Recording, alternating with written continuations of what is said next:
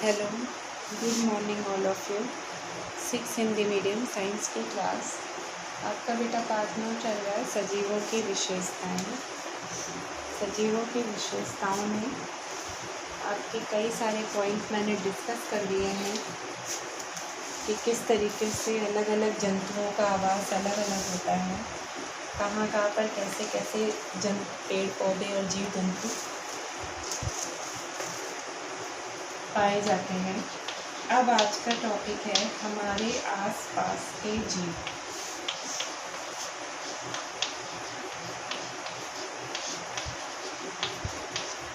हमारे आसपास के जीव।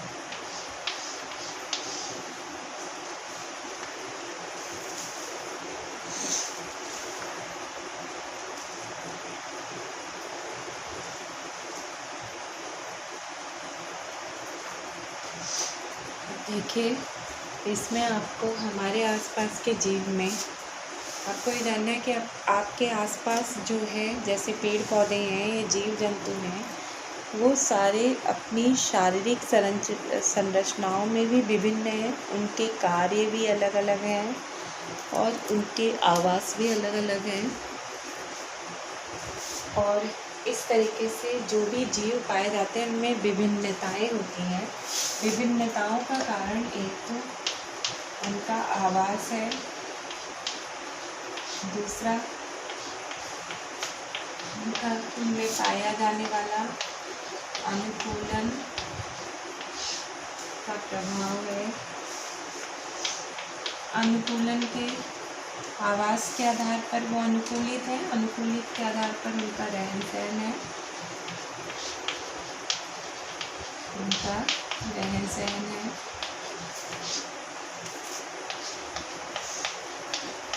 भोजन है। तो इस तरीके से कई सारी क्रियाएं डिपेंड करती हैं। जैसे हमारे आसपास के जितने भी सजीव हैं सब अलग अलग प्रकार के हैं, पेड़ पौधे भी अलग अलग प्रकार के हैं, सब में विभिन्नताएं पाई जाती हैं।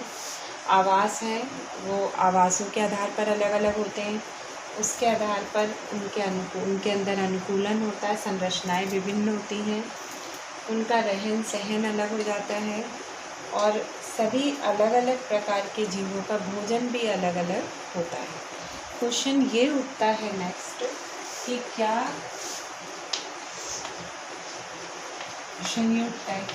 हमारे जो भी आसपास, क्या सभी सजीवों को, या ऐसे लिख सकते हैं, क्या सभी जीवों को भोजन की आवश्यकता पड़ती है?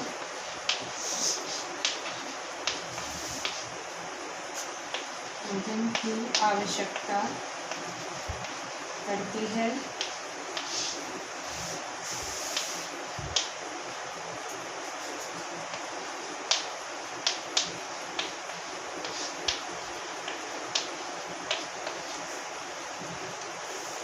तो आपको ये चीज़ें कैसे जानेंगे कि पेड़ पौधों को या जीव जंतुओं को उनकी वृद्धि के लिए भोजन की आवश्यकता पड़ती है?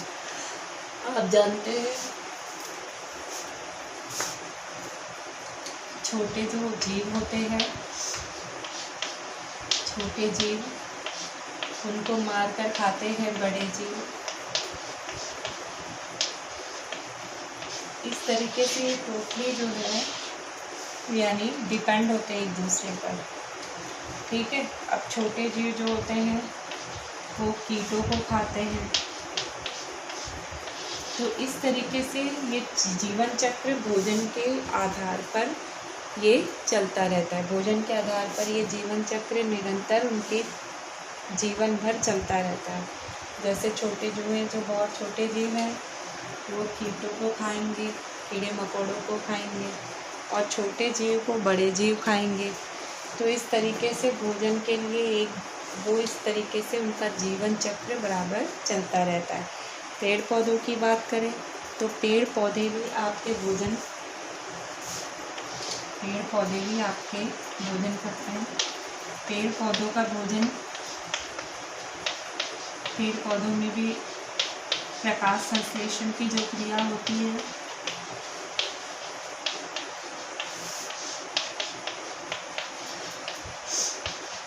प्रकाश संश्लेषण की क्रिया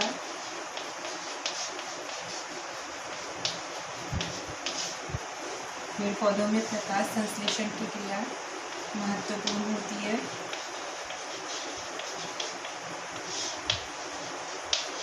जो भोजन के लिए निर्भर करती है, महत्वपूर्ण होती है। पेड़ पौधों में प्रकाश संश्लेषण की क्रिया महत्वपूर्ण होती है जो भोजन से संबंधित है। इसी तरीके से आप जो है सजीवों और पेड़ पौधों और जीव जंतुओं के बारे में आप अध्ययन कर सकते हैं। यानी क्या सभी जीवों को भोजन की आवश्यकता पड़ती है? तो आपका जवाब है हाँ, क्योंकि जितने भी सजीव हैं उनको जीवित रहने के लिए भोजन की आवश्यकता पड़ती ही पड़ती है। जो कीट हैं वो छोटे जीव कीटों को खाते हैं, तो छोटे जीव को बड़े जीव खाते हैं। पेड़ पौधे हैं तो उनमें प्रकाश संश्लेषण की क्रिया होती है। कुछ अपने आप भोजन बनाते हैं जो हरे पौधे हैं, कुछ उनके भोजन बनाए हुए भोजन को ग्रहण करते हैं, कुछ उन पर निर्भर होते हैं, उनको खुद भोजन वो होते हैं। तो इस तरीके से सभी सजीवों को भोजन की आवश्यकता पड़ती है। अब बात आती है नेक्स्ट पॉइंट की।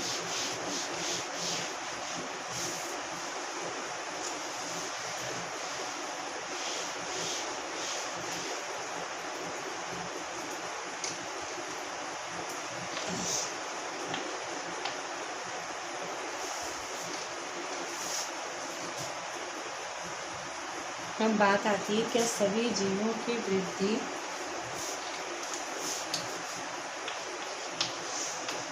क्या सभी जीवों की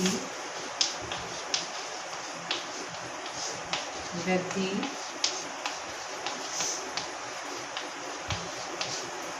आवश्यक होती है?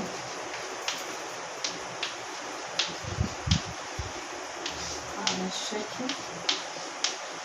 होती है।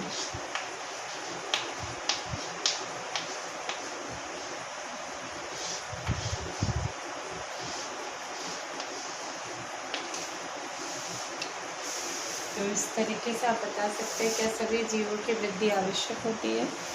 तो आप बोल सकते हैं हाँ, क्योंकि जो भी कोई जीव होता है वो उसमें वृद्धि हम अवश्य देखते हैं। अगर वो सजीव है तो छोटा बच्चा है जैसे, तो वो बड़े मनुष्य में विकास होता है उसका, चाहे लड़का हो या लड़की। इसी तरीके से यानी अगर आप मानव की बात करें तो मानव में विकास एक शिशु से फिर वो बच्चे में आता है, विकास होता है, बच्चे से फिर वयस्क में और फिर बूढ़े में, बूढ़ा व्यक्ति में। इसी तरीके से अगर जो आपका जीव जंतु की बात करें तो जीव जंतु में अंडे से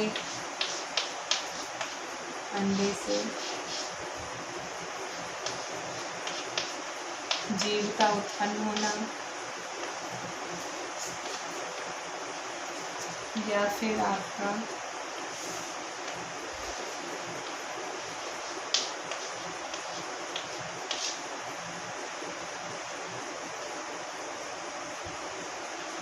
मात्र से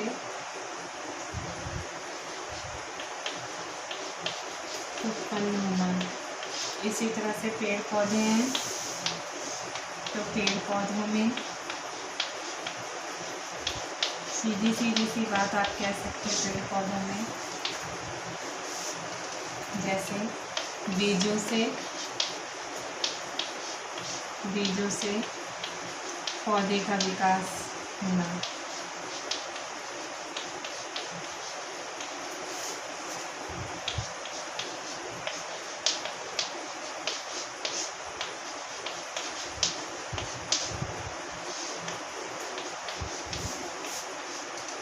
पौधों से विकास होना।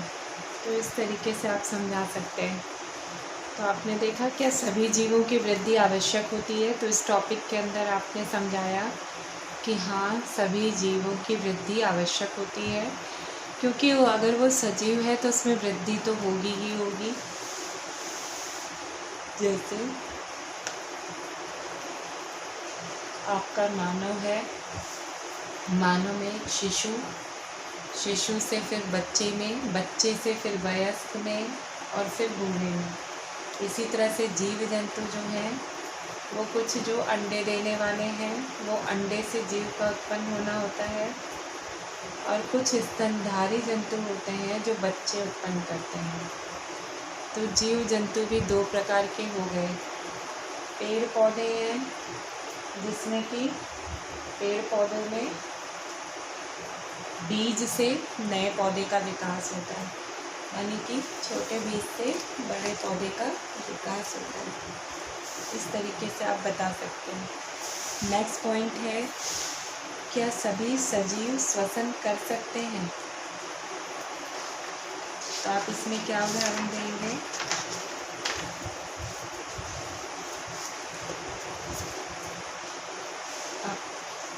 आपका क्वेश्चन है कि क्या सभी सजीव श्वसन कर सकते हैं। नेक्स्ट टॉपिक,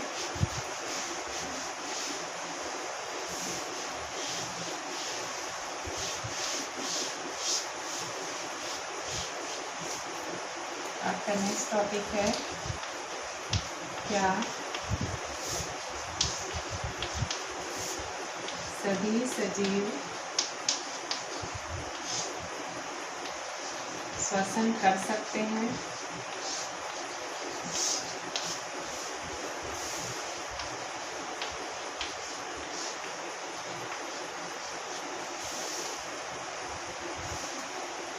श्वसन करते हैं, होगा कर सकते नहीं, करते हैं, करते हैं।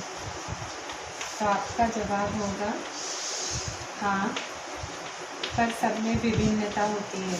जैसे सजीव श्वसन, सजीव है तो श्वसन क्रिया भी होगी, लेकिन उनमें श्वसन क्रिया जो है अलग अलग तरह की होती है। जैसे पेड़ पौधों में अलग होती है और जीव जंतुओं में अलग होती है। श्वसन क्रिया के बगैर कोई भी जीवित नहीं रह सकता। तो कुछ जंतुओं में श्वसन क्रिया मनुष्यों के जैसे होती है, और कुछ में जो है उसमें त्वचा के द्वारा भी होती है, गिल्स के द्वारा भी होती है। तो आप ऐसे भी लिख सकते हैं हाँ, जैसे अंगों के द्वारा, कुछ में तो अंगों के द्वारा होती है श्वसन क्रिया, ठीक है, कुछ में गिल्स के द्वारा होती है। ये जीव जंतुओं की बात कर रहे हैं, वह मनुष्य है ना, और कुछ में त्वचा द्वारा होती है। तो सजीवों, अगर वो सजीव है तो श्वसन क्रिया तो होगी गिल्स के द्वारा, जैसे मछली में गल पड़े यानी मेढक में। अंगों के द्वारा जैसे मनुष्य में, मनुष्य है, कुत्ता है, बिल्ली है। त्वचा के द्वारा जैसे आप इसमें बता सकते हैं केंचुआ।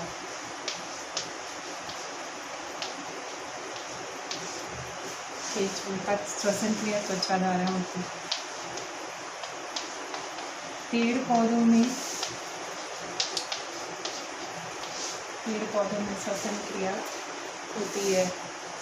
इसमें प्रकाश की उपस्थिति में ये कार्बन डाइऑक्साइड लेते हैं, इसका उपयोग भोजन बनाने के लिए करते हैं, और इनकी श्वसन क्रिया दिन और रात दोनों समय चलती रहती है।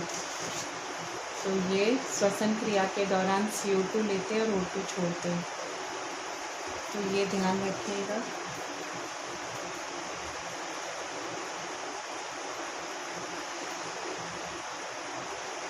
पत्तियां जो है सूक्ष्म रंध्रों के द्वारा जो है वायु को अंदर लेती हैं, तो पत्तियों में रंध्रों के द्वारा होता है, ये आप बता सकते हैं। पेड़ पौधों में पत्तियों के रंध्रों द्वारा,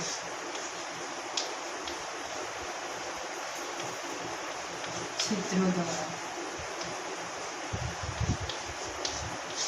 तो इस तरीके से आप देखते हैं, आपका उत्तर मिल गया कि क्या सभी सजीव श्वसन कर सकते हैं। तो हाँ, जैसे जीव जंतु और मनुष्य में अंगों के द्वारा होता है, जैसे नासाद्वार से वायु ली फेफड़े में गई, तो इस तरीके से मनुष्य में, कुत्ता में और बिल्ली में होता है। गिल पाए जाते हैं मछलियों में, जहाँ पर वो श्वसन क्रिया करते हैं, ऑक्सीजन लेते हैं। त्वचा से केंचुआ करता है श्वसन, गलफड़े से मेंढक।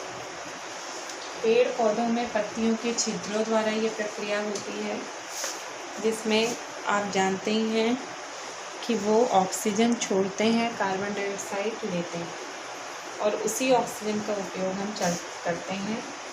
ये पेड़ पौधों में ये श्वसन क्रिया दिन और रात दोनों समय निरंतर चलती रहती है। तो आपका अभी इस पार्ट में और भी मैटर है जो बाद में डिस्कस करेंगे। Okay, bye.